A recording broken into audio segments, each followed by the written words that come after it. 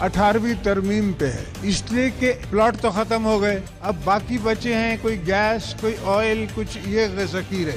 अब ये चाहते हैं कि वो भी ले लें। इतना दीवार से मत लगाओ, ये मेरे हाथ में फिर अवाम नहीं रहेगी। इमरान 5 साल नहीं निकालेगा, सवाल ही नहीं पैदा होता। अगर वाकई ही सुप्रीम कोर्ट ने ये इदारे सिंध से छीने हैं तो फिर मेरे लिए मुश्किल होगा सिंध के अवाम को समझाने में। वो समझेंगे ये 18वीं तरमीम पर हमला है। फैसले जो 2/3 मेजॉरिटी से ज्यादा से पास होते हैं वो एक फर्द या 2 नॉन इलेक्टेड फर्द एक स्ट्रोक ऑफ द पेन से खत्म कर सकते हैं। मैं आज स्टेज पे बैठ के वजीर आजम पाकिस्तान से मुतालबा करता हूँ कि CCI का इजलास बुलाए, कल बुलाए, इसलिए कि ये दोनों चीजें, पानी का मसला और गैस का मसला, अब पेंडिंग पड़ा हुआ है कई महीनों से।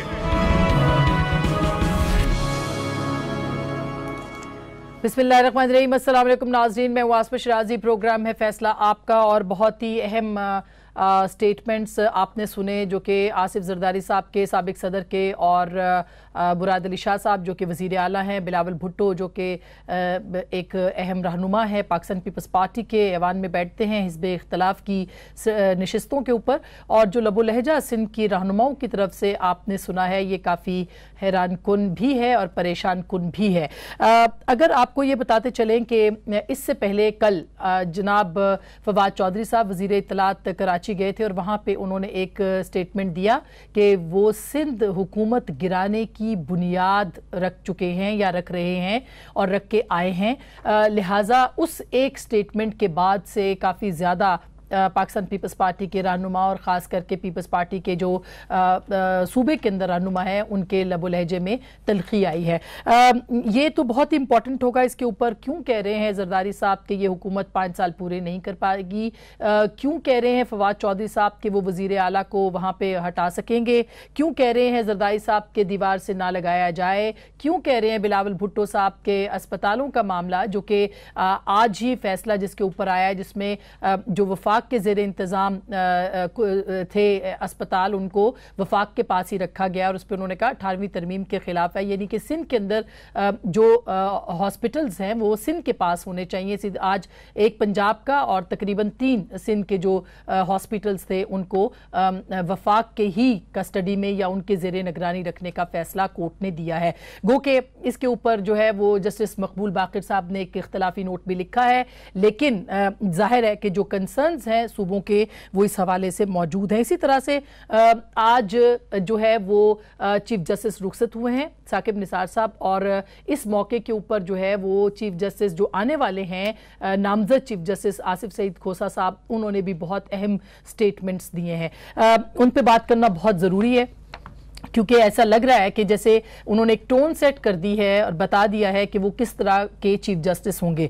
वो ये कहते हैं कि मैं कुछ डैम बनाना चाहता हूँ, एक डैम मुकदमात में भेजा और गैर ज़रूरी इल्तवा के खिलाफ, एक डैम गैर संजीदा मुकदमाबाजी के खिलाफ, और एक डैम जाली गवाहों और झूठी शहादतों के खिलाफ। लिहाजा उन्होंने डैम बनाने की बात की, लेकिन इन सब चीज़ें जो कि उनके अपने प्रोफेशन से मुतालिक थी उनके ऊपर डैम बनाने की उन्होंने बात करके कम अज़ कम जो पुराने चीफ जस्टिस थे, जाहिर है कि ये एक तरह से उन्होंने उससे बिल्कुल उलट जो है वो अपनी जो ख्वाहिशात है उनका इजहार किया है। जैसे साकिब निसार की तरह मैं भी कर्ज उतारना चाहता हूं, यानी उन्होंने कहा कि वो उतारना चाहते थे, मैं भी करना चाहता हूं, लेकिन उनका कर्ज जो है वो ज़ेरे इल्तवा मुकदमात का कर्ज है जिनको जल्द अज जल्द निपटाना होगा। पाकिस्तान की अदालतों में तकरीबन 19 लाख मुकदमात ज़ेरे इल्तवा हैं, जबकि मजिस्ट्रेट और जजों की तादाद सिर्फ 3000 के लगभग है।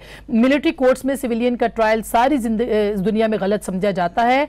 कहा जाता है कि मिलिट्री अदालतों में जल्द फैसले होते हैं, कोशिश करेंगे सिविल अदालतों में जल्द फैसले हों। सुओ मोटो यानी अज खुद नोटिस लेने का इख्तियार जो है उसको कम किया जाएगा और वहां इस्तेमाल होगा ये इख्तियार जहां दूसरा कोई हल मौजूद नहीं होगा। याद रहे कि जो साबका चीफ जस्टिस थे साकिब निसार साहब, उनके ऊपर इस मामले के ऊपर बहुत तनकीद होती रही कि वो अज खुद नोटिस बहुत लेते हैं। आर्टिकल 184(3) जो कि इससे मुतालिक है, यानी कि खुद नोटिस से मुतालिक उसके तहत सुप्रीम कोर्ट के इख्तियारात के दायरा कार का तयन एक फुल कोर्ट इजलास या अदालती मश्क के जरिए तय किए जाने की कोशिश करनी चाहिए। एक बहुत ही खूबसूरत बात उन्होंने कही है। रियासत के उमूर चलाना एक संजीदा मामला है और जमहूरियत की पायदारी के लिए सिविलियन बालादस्ती और एहतसाब लाजिम व मुलजूम है। आइए बात करें सिविलियन बालादस्ती कैसे यकीनी बनाई जाए, जमहूरियत गैर मुस्तहकम किए बगैर कैसे सिविलियन का एहतसाब यकीनी बनाया जाए। फौज हसास इदारों का सिविलियन मामला में कोई दखल नहीं होना चाहिए। गुज़िश्ता अतवार में सियासी रियासती इदारों के दरमियान अदम एतमाद की फजा पैदा की गई। लापता अफराद और जबरी गुमशुदगियों का मामला भी संगीन रहा। जमहूरी इस्तेहकाम के लिए तमाम रियासती इदारों को फाल होना जरूरी है। सदर पाकिस्तान की सरबराही में सबसे इंपॉर्टेंट बात, चार्टर ऑफ गवर्नेंस पर बहस की जरूरत है। मेरी रगों में बलोच खून दौड़ रहा है, मैं आखिरी दम तक उसके ऊपर लड़ूंगा। इसके ऊपर उन्होंने जो लापता अफराद है उसके ऊपर भी बात की। ये याद रहे कि चार्टर ऑफ गवर्नेंस है, ये बहुत इंपॉर्टेंट है और सदर के तहत उन्होंने कहा कि ये बातचीत करे। इससे पहले नेशनल डायलॉग की बात सबसे पहले मियां रजा रब्बानी साहब ने की थी, चेयरमैन सेनेट थे उस वक्त उन्होंने की थी, और फिर हाल ही में शायद खाकान अब्बासी साहब ने भी इसी तरह की बात हमारे प्रोग्राम में की थी। मैं सुनवाना चाहती हूं कि रजा रब्बानी साहब ने क्या कहा और उसके बाद शायद खाकान अब्बासी साहब ने, जरा सुनिएगा। की तरफ से इंट्रा इंस्टीट्यूशनल डायलॉग का दावतनामा उन तमाम स्टेक होल्डर्स को देता कि आइए, चाहे वो एग्जीक्यूटिव हो, चाहे वो जुडिशरी हो, चाहे वो मिलिट्री ब्यूरोक्रेसी हो, इंट्रा इंस्टीट्यूशनल डायलॉग की अशद जरूरत है। आप सुनिएगा शाहिद खान अब्बासी साहब ने हाल ही में तकरीबन गुज़िश्ता माह हमारे शो पे क्या कहा। मेरी नजर में जो हालात मुल्क में पैदा हो गए वो ये है कि आपको एक नेशनल डिबेट की जरूरत है और उस डिबेट के अंदर तमाम स्टेक होल्डर्स भी आएंगे, जिसमें गवर्नमेंट होगी, अपोजिशन होगी, जुडिशरी होगी, उसके अंदर फौज होगी, इंटेलिजेंस के इदारे होंगे, मीडिया भी होगा। ये सब आज मुल्क के अंदर स्टेक होल्डर्स हैं। नेशनल डायलॉग हम माने ना माने, आपने नेशनल डायलॉग करना है, ये फैसला कर लें कि मुल्क के मसाइल को कैसे हल करना है, रास्ता क्या है, रोड़े नहीं अटकाई जाएंगे। ये डायलॉग होगा कि मैं किस प्लेटफॉर्म के ऊपर होगा, कौन करेगा? बाहर कोई भी इनवाइट कर ले सर, लेकिन ये तो पार्लियामेंट का काम है। जरूरी नहीं है पार्लियामेंट इनवाइट करे, उसकी रिपोर्ट, उसकी इम्प्लीमेंटेशन पार्लियामेंट करेगा ना। पार्लियामेंट ये कर सकता है, लेकिन जब आप पार्लियामेंट को कुछ समझेंगे नहीं, ये इनिशिएटिव किसी न किसी को लेना पड़ेगा और ये इनिशिएटिव हुकूमत ही ले सकती है। एक कंसेंसस सा डेवलप हो रहा है। जरूरत क्यों महसूस हुई कि ये नेशनल डायलॉग जो है वो किया जाए, या चार्टर ऑफ गवर्नेंस जो चीफ जस्टिस साहब ने दिया है, नए चीफ जस्टिस साहब ने, ये क्यों इसकी जरूरत पेश आई? हमारे साथ खुर्रम दस्तगीर खान साहब हैं जो कि वजीर दिफा, वजीर खारजा रहे हैं। बहुत बहुत शुक्रिया आपकी तशरीफ आवरी का। पाकिस्तान मुस्लिम लीग नवाज इनका ताल्लुक है। जनाब सईद गनी साहब एक तवील अरसे के बाद हमारे टेली प्रोग्राम के ऊपर आए हैं, जो कि वजीर बल्दियात सिंध हैं और आज भी धुआंधार प्रेस कॉन्फ्रेंस थी। बहुत बहुत शुक्रिया। सईद गनी साहब हमारे साथ मौजूद होंगे। ख्वाजा इजहारुल हसन साहब, जाना माना नाम MKM का और सिंध असम्बली में आप इनकी आवाज़ सुनते रहते हैं। बहुत बहुत शुक्रिया आपकी तशरीफ आवरी का। जनाब हलीम आदिल शेख साहब भी हमें ज्वाइन करेंगे, जो कि PTI सिंध चैप्टर के बहुत अहम रहनुमा और सूबाई असम्बली के रुकन हैं। आप सब लोगों का बहुत बहुत शुक्रिया। सबसे पहले खुर्रम साहब आप से शुरू करना चाहती हूँ कि क्यों इस वक्त जो है वो जरदारी साहब की आपने गुफ्तगू सुनी और इसी तरह से कल आपने फवाद चौधरी साहब की गुफ्तगू सुनी, क्या खिचड़ी पक रही है? कौन सी हुकूमत पहले गिराई जा सकती है और कौन सी हुकूमत पहले बनाई जा सकती है? ये तो वाकई हुकूमत जो खुद कांच की मसनद पर बैठी है, वो अपनी कांच की मसनद पर बैठकर जो है वो दूसरों की मसनदों पर उनकी नज़र है। मैं इस पर ये किसी भी समझ और अकल में ये बात आती नहीं है कि वो एक मुंतखब हुकूमत को क्यों और किस बुनियाद पर गिराना चाहते हैं। और इस किस्म के बयानात जो हैं एक दफ़ा नहीं आए, वो तवातर से आ रहे हैं। कभी गवर्नर रूल का लफ्ज़ आ जाता है, कभी जो है वो वज़ीर आला को। ये धमकियां बंद होनी चाहिए, और क्योंकि इसका सिर्फ उनका ये ख्याल है कि शायद कराची से उनको कुछ नशिस्तें मिल गई हैं तो वो पूरे सिंध के ऊपर जो है क्लेम डाल सकते हैं। ये बिल्कुल नाअक़बत अंदेशी है जिसका इनको नुकसान होगा। इसके दो नुकसान हैं। एक तो ये है कि ऑफ कोर्स वफाकी हुकूमत भी चंद वोटों के ऊपर खड़ी है, 8 वोटों के ऊपर जो है वो उसका दारोमदार है। और दूसरी तरफ ये है कि जितनी दफा आप कराची में जो है पॉलिटिकल इंस्टेबिलिटी की बात करते हैं, हुकूमत गिराने की बात करते हैं, तो पाकिस्तान का वो जो नर्व सेंटर है फाइनेंशियल और बिजनेस का, वो बंद हो जाता है उसी दिन कि भाई ये तो हुकूमत यहां तब्दील होने लगी है तो लिहाजा सब कुछ बंद कर दो। इन्वेस्टमेंट बंद, जो कारोबार है वो बंद, जो लोग सोच रहे हैं नया काम करने का वो बंद। अब ऑलरेडी उन हालात में कि जब कराची में गैस नहीं है और कराची की साइट एसोसिएशन ने कहा हम तो बंद कर रहे हैं, लाखों मजदूर वहां से बेरोजगार हैं, इस किस्म की पॉलिटिकल इंस्टेबिलिटी की बातें तो हुकूमत की तरफ से निकली है ना। अगर मिड टर्म इलेक्शन का जो लफ्ज है वो सबसे पहले इमरान खान साहब ने 3 दिसंबर को अपने मुंह से निकाला कि जी मिड टर्म इलेक्शन भी हो सकते हैं। ऑपोजिशन तो बार बार उनको ये कहती है कि आपके लिए हैरानकुन स्टेटमेंट्स हैं जो कि आ रही हैं हुकूमत की तरफ से। मैं ये समझ नहीं पाया कि सवाए ये कि इक्तदार की हवस इतनी बढ़ चुकी है कि वो ये कहते हैं कि जी एक सूबा जो है जो हमारे दस्तरस में नहीं है उसको भी अपनी दस्तरस में कर लें। उसके अलावा मैं समझ नहीं पाया कि ये क्या हासिल करना चाहते हैं। एक तरफ तो हमें कहते हैं कि ये 18वीं तरमीम जो है वो टारगेट नहीं है, हमने उनकी बात मान ली, लेकिन मुस्तकिल उनके वजीर कुछ दिनों बाद कोई कहता है जी मुझे कुछ इख्तलाफ अच्छा, बिल्कुल ये 18वीं तरमीम के ऊपर भी आते हैं क्योंकि आज संजीदा है, बिल्कुल बहुत संजीदा है, इसमें कोई शुबा नहीं है। सईद गनी साहब, आज भी जरदारी साहब ने कहा कि ये मेरे पीछे इसलिए पड़े हुए हैं कि 18वीं तरमीम चाहते हैं। 18वीं तरमीम के पास के लिए तो कोई नंबर नहीं है इस गवर्नमेंट के पास, आप तो नहीं करना चाहते, तो ये दबाव से क्या आप लोग मरूब हो जाएंगे? और फिर ये जो तलखी है ये क्यों बढ़ रही है दिन ब दिन सिंध और वफाक के बीच में? अस्मा, एक तो मैं समझता हूँ कि बुनियादी चीज़ शायद इस हुकूमत की समझ में नहीं आ रही है कि जिस तरह खुर्रम साहब ने कहा कि इनकी अपनी वफाकी हुकूमत और पंजाब में हुकूमत ख़ास तौर पे बहुत ही कमज़ोर बुनियादों पे खड़ी हैं। अगर आप इस किस्म की सूरत हाल पैदा करेंगे, पॉलिटिकल इंस्टेबिलिटी शहर मुल्क के अंदर होगी, आपकी अपनी हुकूमतें मुतासर होंगी और जो मुल्क की मुआशी सूरत हाल इस वक्त है वो मज़ीद ख़राब होगी। हुकूमतों की तो कोशिश ही होती है कि किसी तरह से पॉलिटिकल स्टेबिलिटी रहे और अपोजिशन अक्सर कोशिश करती है कि इस किस्म के हालात पैदा हों कि हुकूमत परेशान रहे, या हुकूमत खुद उन कोशिशों में बहुत ज़्यादा आगे चली गई है कि जहाँ पर हुकूमत जो है वो डिस्टर्ब हो, हुकूमत परेशान हो।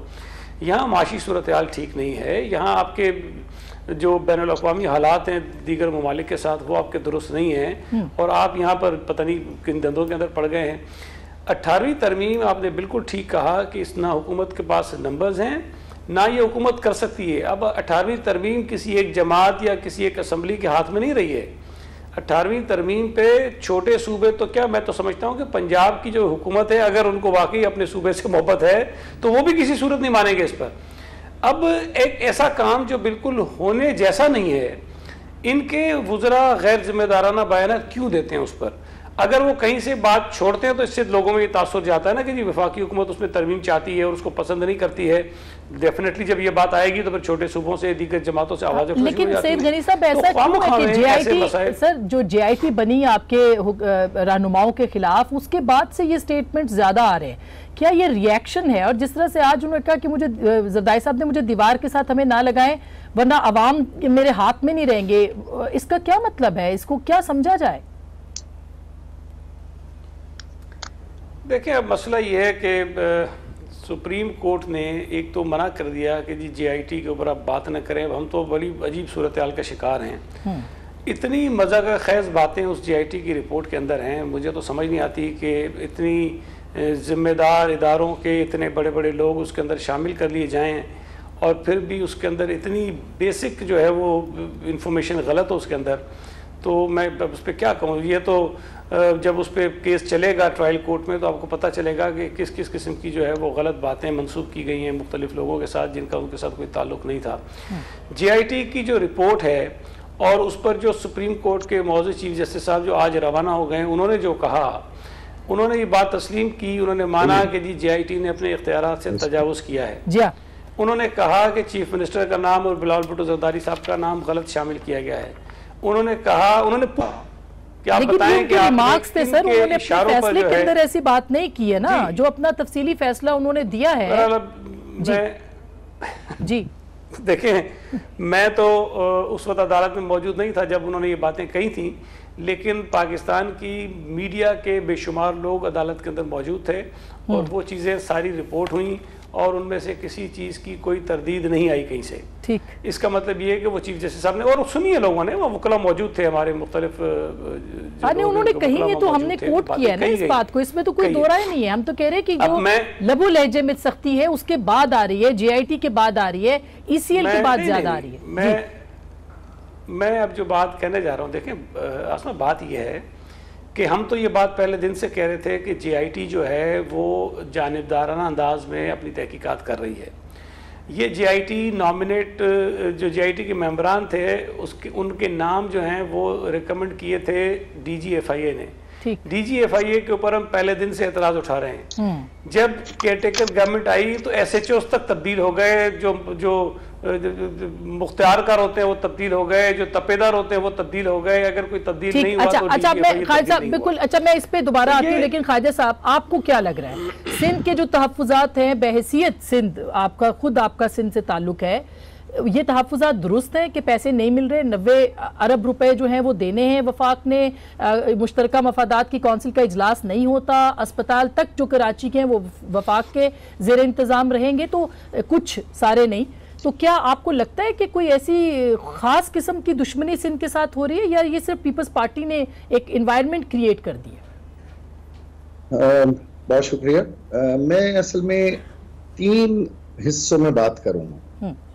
पहली चीज तो मैं ये कहूंगा कि देखें, जो एक रियासत है वो उसके तमाम पिलर्स के दरमियान जो एक रोल डिफाइन होना चाहिए, जो अनफॉर्चुनेटली हमारी दोनों जमातों के जमहूरी दौरों में नहीं हुआ।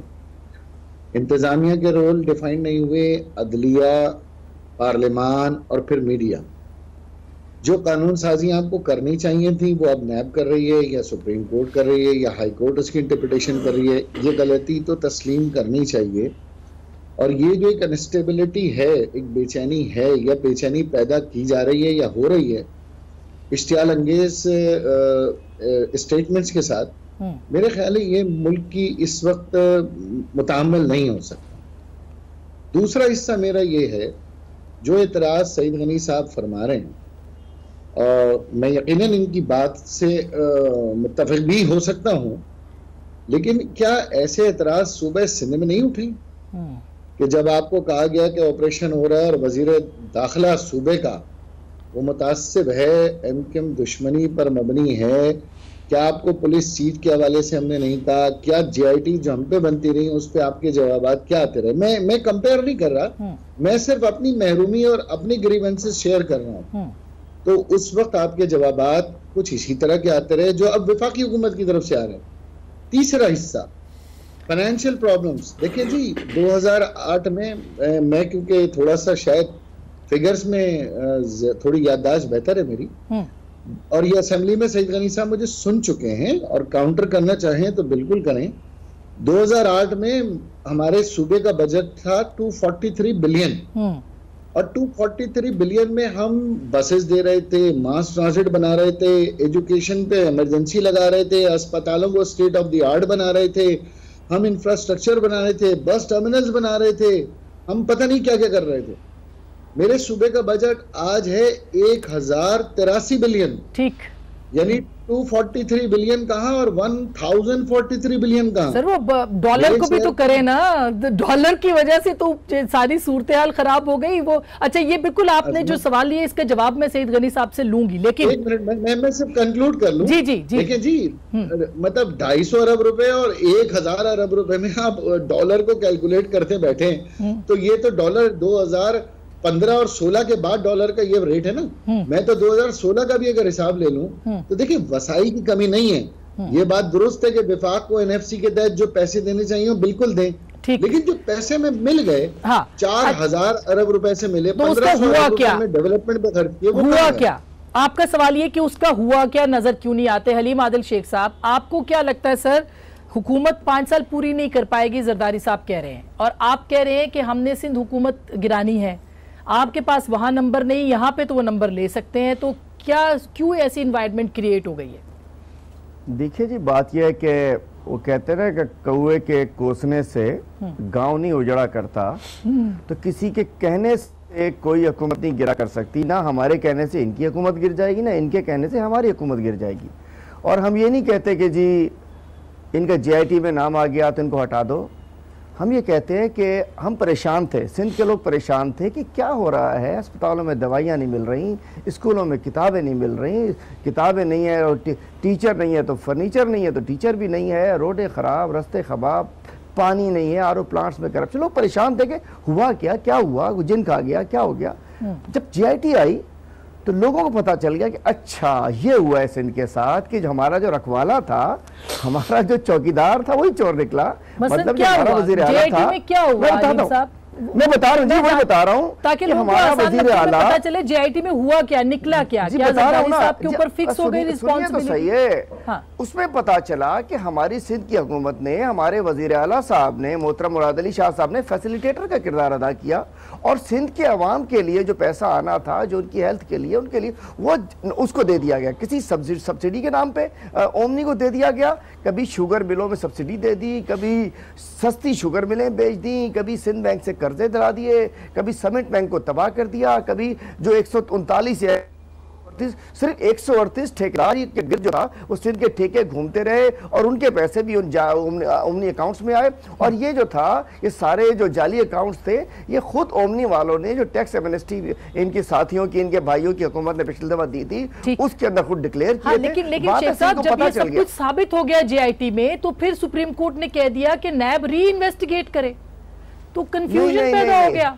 अब मुझे बताएं, हम जेआईटी की रिपोर्ट को माने या अभी इंतजार करें नैब की इन्वेस्टिगेशन का? आप ही कुछ बताइए। आसमा बीबी, देखिए अल्टीमेटली जेआईटी एक इंक्वायरी थी, उसके इन्वेस्टिगेशन है। नैब के अंदर भी 2 स्टेजेस होती हैं, एक इंक्वायरी की स्टेज होती है, दूसरी इन्वेस्टिगेशन की स्टेज होती है। ये माशाल्लाह इनका केस तरक्की करके एक स्टेप आगे चला गया है। अब तो जिसको बुलाएंगे सेक्शन 19 के तहत नोटिस करेंगे और उसकी सब सेक्शन शायद 4 या 5 है क्या है, उसके तहत जिसको नोटिस होगा वो एक्यूज्ड होगा। अब वो पकड़ते हैं या नहीं पकड़ते, और देखे क्या कुछ नहीं, होशरुबा कहानियां हैं, होशरुबा कहानियां। सिंध को जिस अंदाज से लूटा गया है, हम ये चाहते हैं कि वो तिलिस्माती कहानियां जो है वो साबित भी हों शेख साहब, वो सिर्फ कहानियां ना रह जाए, वो सिर्फ टीवी स्क्रीनों पे हमारे शो में साबित नहीं होंगी। देखिए तभी तो जेआईटी ये कह रहे थे, जेआईटी एक पर्चा था उसको फारिग कर दिया। मोहतरम साहब हमारे कोलीग हैं, हमारे भाई हैं, वो फरमा रहे थे कि जेआईटी को रद्द नहीं किया, जेआईटी को हिस्सा बना दिया और जेआईटी अच्छा, इसको बिल्कुल आपने जो बात कही, बिल्कुल जो बात कही, इसमें सईद गनी साहब से भी जवाब लेंगे और खुर्रम साहब से भी। ब्रेक लेने लूं, एक छोटी सी ब्रेक के बाद वापस आते हैं, मजीद गुफ्तगू करेंगे, हमारे साथ रहिएगा। वेलकम बैक नाजरीन, एक दफ़ा फिर आपको खुश आमदीद कहते हैं। खुर्रम साहब, आप सुन रहे थे गुफ्तगू। सिंध के अंदर जो है वो गवर्नेंस के इश्यूज़ हो सकते हैं, बिल्कुल होंगे, जिस तरह से पंजाब के अंदर हो सकते हैं, जैसे केपी के अंदर हैं। लेकिन क्या इसका मतलब ये है कि कोई भी वफाकी वजीर वहाँ जाए और ये कहे कि उन्होंने बुनियाद रख दी है हुकूमत को गिराने की, और वहाँ से ये कहा जाए जवाब में कि हमें दीवार के साथ मत लगाएं?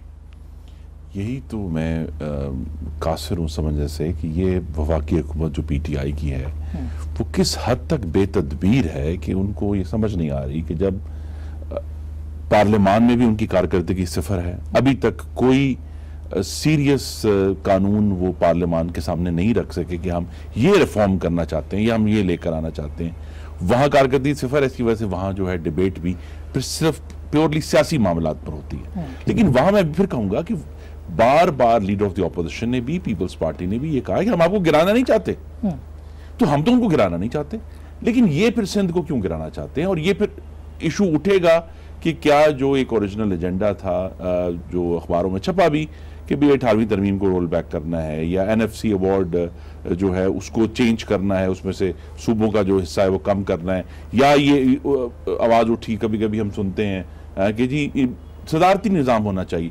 तो आईनी पाकिस्तान में इस तरह की जो बुनियादी तब्दीलियां हैं, ये अगर एजेंडा है जिसकी वजह से सिंध के ऊपर, चूंकि सिंध वाहिद एक सूबा है जो डायरेक्टली वफाकी हुकूमत या उसकी पार्टियों के अंडर नहीं है, तो उसको अगर वो हटाना चाहते हैं अपने इस एजेंडे की तकमील के लिए, तो ये वाकई बहुत तशवीशनाक बात है कि एक बड़ी मुश्किल से कंसेंसस 73 का आइन भी, 18वीं तरमीम भी, उसमें हम ये कहते हैं कि ये जो है कोई आइन या आखिरी लफ्ज नहर पे आकर नहीं है, लेकिन बहरहाल अगर एक गलत नीयत से इसको चेंज किया जा रहा है कि पाकिस्तान के सूबों की जो आवाज है वफाक में उसको किसी तरह कमजोर किया जाए, क्योंकि मुश्तरका वफादात की काउंसिल का इजलास नहीं बुलाया गया। और फिर एक बात और जो ज़रदारी साहब ने कही, मैं आपका भी कमेंट लेके फिर सईद गनी साहब के पास आती हूँ, कहते गवर्नमेंट 5 साल पूरे नहीं कर सकेगी। क्यों उनको लगता है कि गवर्नमेंट पूरे 5 साल नहीं कर सकेगी? ये तो अपनी नाहलियों की वजह से स्ट्रेट फॉरवर्ड है कि जो आज तक भी ये बात वाज़ेह है, और मैं बड़ी संजीदगी और जिम्मेदारी से बात कर रहा हूँ,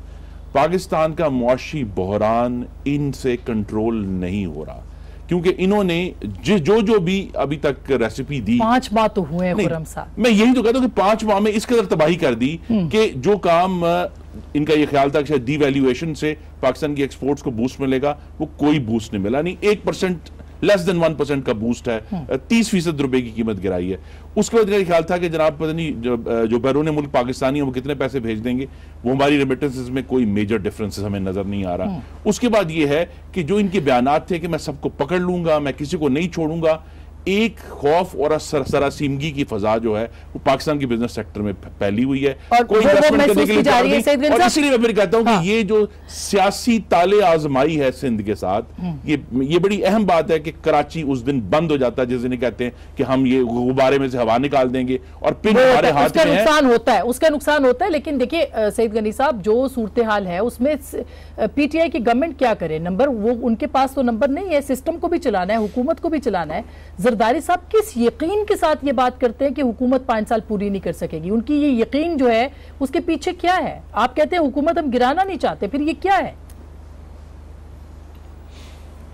आसमा, उनके सामने इनकी 5-6 महीने की कारकर्दगी है, उनके सामने इनकी 5-6 महीने में जो नाअहलियाँ और नालायकियाँ सामने आई वो हैं। और ये सिर्फ पीपल्स पार्टी नहीं कह रही, ये सिर्फ मुस्लिम लीग नून या अपोजिशन की जमातें नहीं कह रही हैं। वो लोग जो पीटीआई के बहुत बड़े वकील थे, वो लोग जो पीटीआई के लिए वोट मांगते थे, वो लोग जिन्होंने पीटीआई को शायद इलेक्शन में पैसे लगाए उनके ऊपर, जिन्होंने इलेक्शन कैंपेन चलाई उनके लिए, वो आज इस बात को तस्लीम करते हैं कि पीटीआई की हुकूमत की कोई डायरेक्शन नहीं है। इनको कुछ नहीं पता कि हुकूमत कैसे चलानी है, मसाइल को कैसे मुंह देना है, पॉलिटिकल सिचुएशन को कैसे ठीक करना है। जिनकी कोई डायरेक्शन ही ना हो, जिनको कुछ पता ही ना हो, तो अल्टीमेटली उन्होंने जाके गिरना ही, और हम क्या कर सकते हैं? तब जाहिर है जब एक आम आदमी को ये बात नजर आ रही है। देखिए, इमरान खान साहब फरमाते थे कि करप्शन की इब्तदा है MNMP को डेवलपमेंट फंड देना, और कल उन्होंने कहा कि हम पंजाब के MPs को 10-10 करोड़ रुपया देंगे। तो ये क्या है?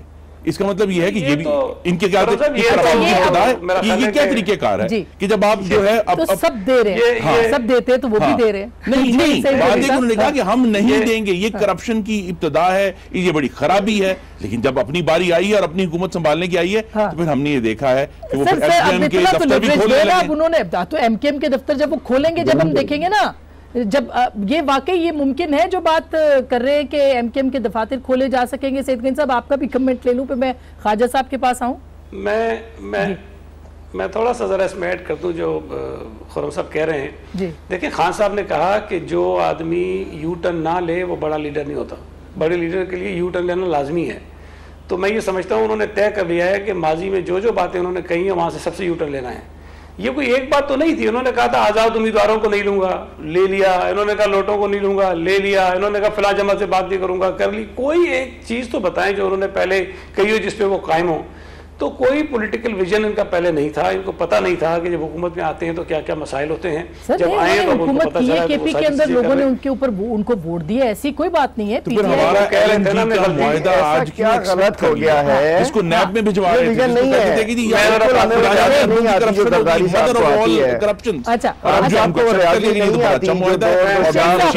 है। कतर से डील करना, हमें वो रियाजी नहीं आती।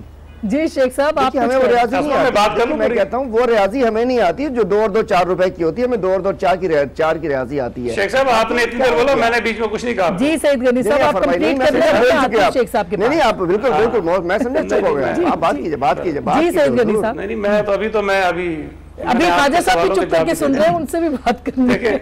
जी जी जी जी जी। मैं सिर्फ देखें आसमा, हमारा गिला क्या है? जो JIT की बात कर रही थी ना, हमारी लीडरशिप के ऊपर इल्जामात थे। आपने JIT बना दी, बहुत अच्छा किया। आपने तहकीकात करा ली, बहुत अच्छा किया। बिल्कुल होनी चाहिए इल्जामात की तहकीकात।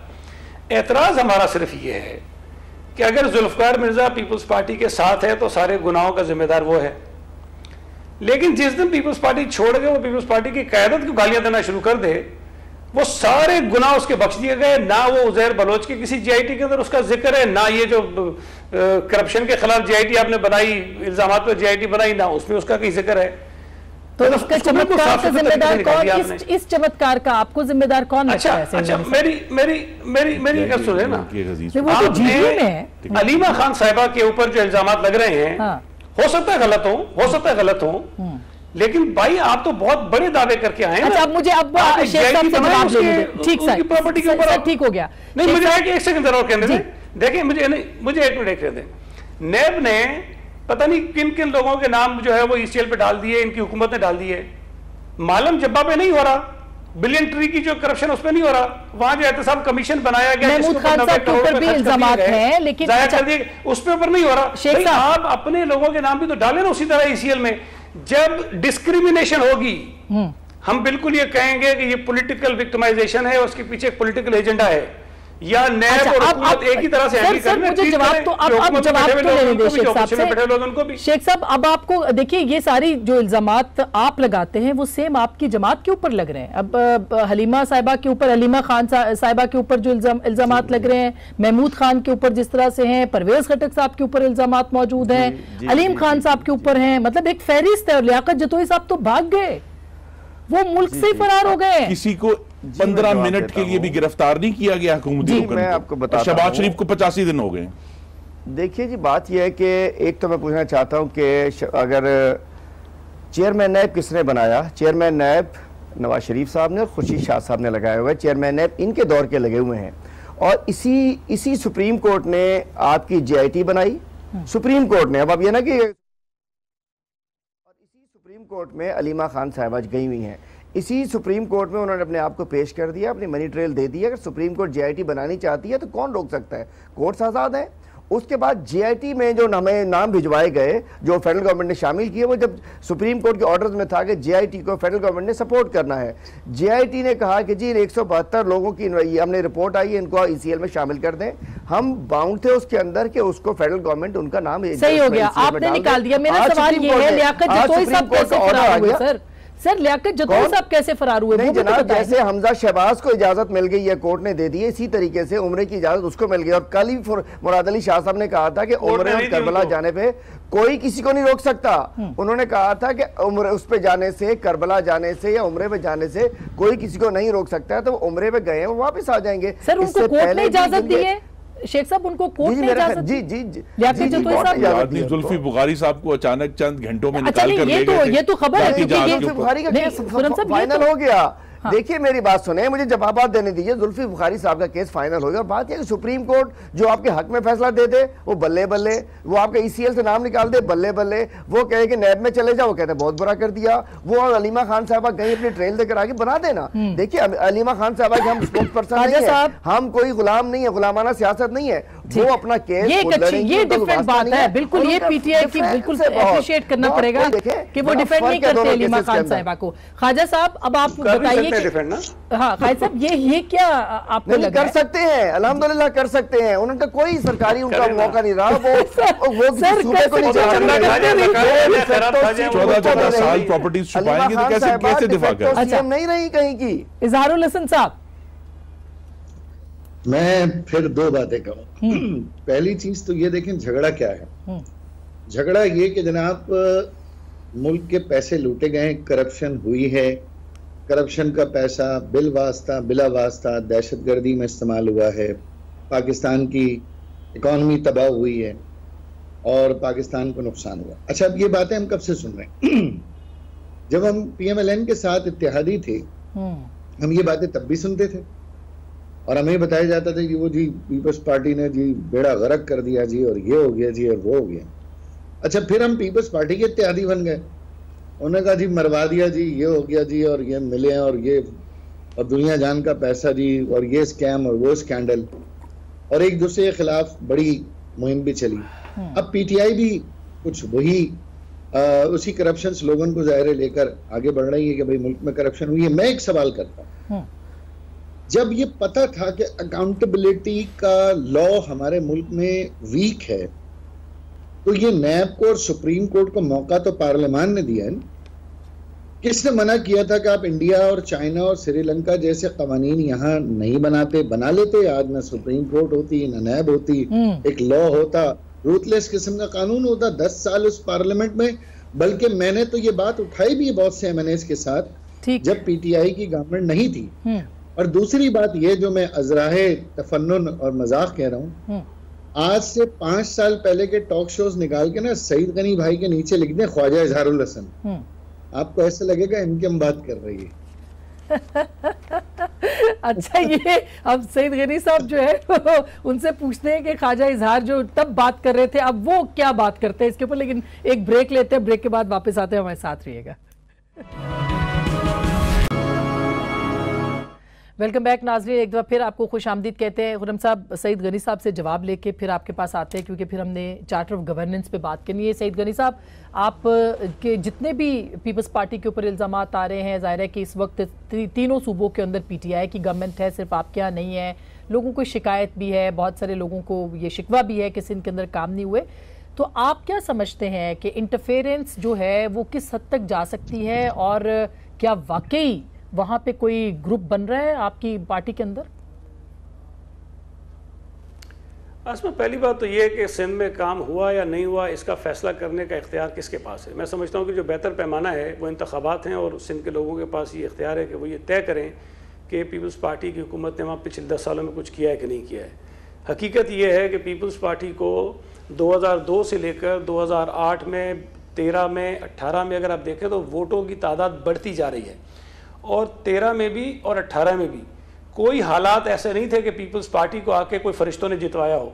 पीपल्स पार्टी को फरिश्ते शायद हरवाने के लिए ज़रूर मैदान में उतरे हुए थे, जितवाने के लिए नहीं उतरे हुए थे। इन तमाम रुकावटों, चैलेंजेस के बावजूद भी अगर पीपल्स पार्टी सिंध में जीती है, सिंध के लोगों ने एतमाद किया, तो हमने वहाँ काम किया है। वो अलग बात है कि वहाँ कुछ चीज़ें मज़ीद रह गई होंगी, लेकिन ये सिर्फ सूबा सिंध का इशू नहीं है, पूरे मुल्क में, बल्कि शायद कई ममालिक में ये प्रॉब्लम्स हैं। लोगों के 100% मसाइल कहीं पे भी हल नहीं हो पाते हैं। हमने बहरहाल काम किया है और सिंध के लोग हम पर उसका एतमाद कर रहे हैं। जहाँ तक मदाखलत की बात है, पीपल्स पार्टी का एक MPA भी इनके साथ नहीं है।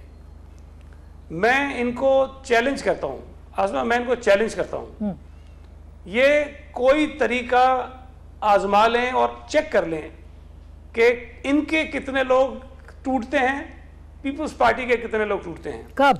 माजी में भी ये चीज़ें आती रही कि जी पीपल्स पार्टी के इतने MPs नाराज़ हैं और आसिफ जरदारी साहब से नाराज़ हैं और फलां चीज़ पे नाराज़ हैं और वो इस इलेक्शन में वोट नहीं देंगे, वो सेनेट में वोट नहीं देंगे। जितने इंतखाबात हुए पीपल्स पार्टी के पूरे तो वोट इनके जो अरकान है वो आपके साथ अगर कहीं खुफिया वोटिंग हुई ना, अगर कहीं खुफिया वोटिंग हुई तो पीपल्स पार्टी को दूसरे लोगों के वोट भी पड़े हैं। तो ये दोबारा करके देख लें। कि चैलेंज मैं आपको दावे से कहता हूं कि इनके वोट कम होंगे, या आप ये चैलेंज दे रहे हैं कि इनके नहीं टूटेंगे? चैलेंज ये दे रहे हैं कि PTI के इनके कम होंगे, हमारा एक भी नहीं टूटेगा, और हमारा एक भी नहीं टूटेगा। और इनके कितने? इनके कम होंगे, इनके कम होंगे। शेख साहब आप जवाब करके देख लेना, कुछ आजमा लीजिए, मुझसे जवाब ले लीजिए, आजमा लें। जी मैं बताता हूँ, ये इसलिए कह रहे हैं कि पिछले दिनों, जी मैं सईद भाई इन्होंने मुझसे पूछा आसमाने, मैं बता रही हूँ इसलिए कह सकते हैं कि पिछले दिनों असेंबली के अंदर इनके एक मोअज़्ज़ज़ रुकने असेंबली ने कहा था कि जी हमने एक जिसने वोट बेचा वो खरीदा और हमने वोट खरीदा था। मतलब ये तो इस ढिटाई से हॉर्स ट्रेडिंग और ये पैसों की खरीदारी उसको इलेक्शन कमीशन ने, अरे नहीं पता नहीं किसका, बहुत सारे पैसे 65 लोगों ने, मेरी बात, इलेक्शन कमीशन ने उस पर नोटिस लिया और उन्होंने जाकर, नहीं मुझे सुने, उसके बाद उन्होंने जाकर वहां माजरत की। आता ये इस गंदे धंधे पे शायद यकीन रखते, हम नहीं रखते। बात है हम बार बार कह रहे हैं कि हम किसी शेख साहब आपके बीजेपी में बिके पंजाब के अंदर 12 नमाजें पढ़ के लेकर आए हैं सर, 12 लोगों ने पंजाब में, और सुने वहां पे फिर कोई फॉरवर्ड ब्लॉक बन रहा है। PTI के लोग ना खरीदे नहीं गए ना, लोग दे सकते हैं। इन्होंने तो कहा असेंबली के अंदर कि हमने खरीदा, अगर हमारे पास किसी ने वोट दिया चले, अगर तो नहीं खरीदे लोगों ने। इनके तो MPA ने असेंबली में कहा, इलेक्शन कमीशन में नोटिस हुआ, उसने जाके माफी मांगी। इन्होंने मतलब इकरार जुर्म किया कि हमने वोट खरीदते हैं। बस ये खरीदारी जो है ना, ये देखिए, ये तो अब उन्होंने कहा इशारा। मैं स्टेट बात करूं जी, स्टेट बात हम कह रहे हैं, हम कहते हैं कि हमें कोई न किसी को ना खरीदना चाह रहे हैं ना गिराना चाह रहे हैं। हम तो कहते हैं मुराद अली शाह साहब रिजाइन कर दें, कोई और आ जाए, सईद गनी साहब आ जाए, बिस्मिल्लाह करें, कोई बात नहीं। मुराद अली शाह साहब क्यों रिजाइन करे जबकि महमूद खान साहब रिजाइन नहीं कर रहे? उनके बड़े होशरुबा, उनके ओमनी से वो ऐसा, वो ओमनी के वज़ीर आला थे, वो सिंध के वज़ीर आला नहीं थे। उन्होंने जितना ओमनी को नवाजा, काश वो सिंध के अवाम को नवाज सर। मालम जब्बार की राजी का केस भी बहुत बड़ा केस है, छोटा केस ले आए ना सामने, उस पर रिपोर्ट सामने लेकर आ जाए ना, सामने देखिए पैसे आए हैं, वफाकी हुकूमत ने FIA जिसके वजीर इमरान खान साहब खुद हैं, उसने JIT की रिपोर्ट लीक की। एक हफ्ता उसके ऊपर जे कार हुई कि जी ये हो गया वो हो गया। चार्टर ऑफ गवर्नेंस पे आपका कमेंट चाहिए। और जब अदालत में गई तो रद्दी हो गई, अदालत ने रद्दी कर दी। तो बात यह है कि हमें अदालत का इंतजार करना चाहिए। तो चार्टर ऑफ गवर्नेंस की बात आज जो आने वाले चीफ जस्टिस साहब ने की है, मेरी उनसे सिर्फ एक इस्तदा है, गवर्नेंस की जिम्मेदारी पाकिस्तान के अवाम ने अपने मुंतखब नुमाइंदों को दी है।